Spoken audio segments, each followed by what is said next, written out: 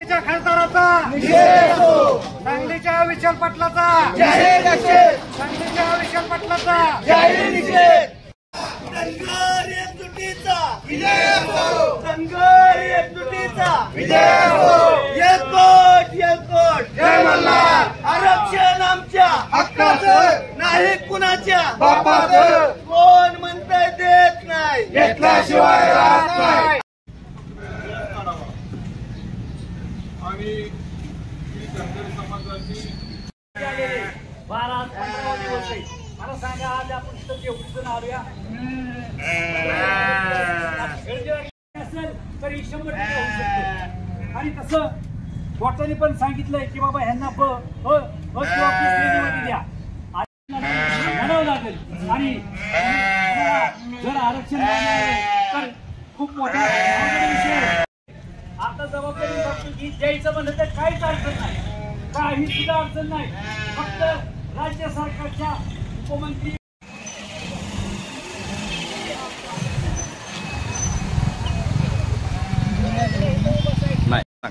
गेली 60 वर्ष झालं माझ्या धनगर समाजाचं आरक्षणाचं घोंगडं हे असंच भिजत पडलंय।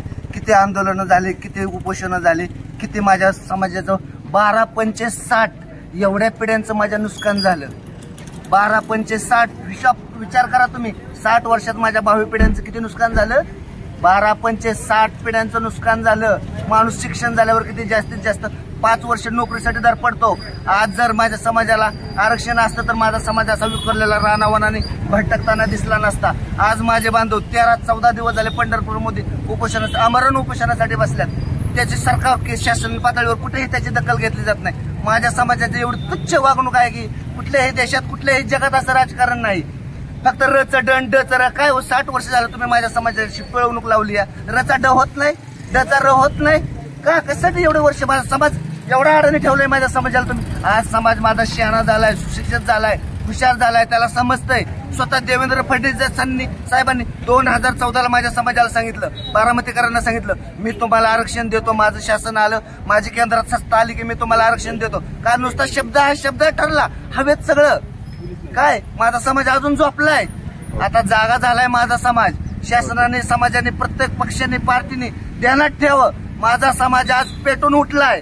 आणि पंढरपुरातल्या माझ्या उपोषणकर्त्यांना वरती शासन स्थळावर जर त्यांची दखल नाही घेतली तर ह्याच्यापेक्षा गंभीर उग्र असं आंदोलन मी स्वतः झारखंडवाडीतून माझ्या धनगर समाजाच्या वतीने करेन।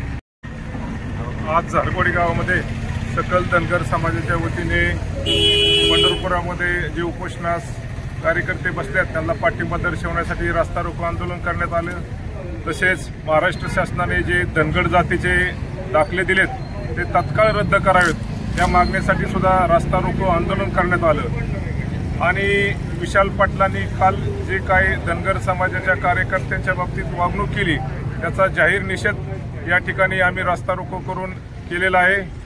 आमची शासन दरबाराने संविधानिक पद्धतीने एवढीच मागणी आहे की 50-60 वर्षापासून जी ही आमची अंमलबजावणीची मागणी आहे ती तत्काळ आपण पूर्ण करावी आणि ह्या दऱ्याखोऱ्यात भटकणाऱ्या धनगर समाजाला आपण न्याय द्यावा अशी मी शासनाला जाहीर अशी विनंती करतो।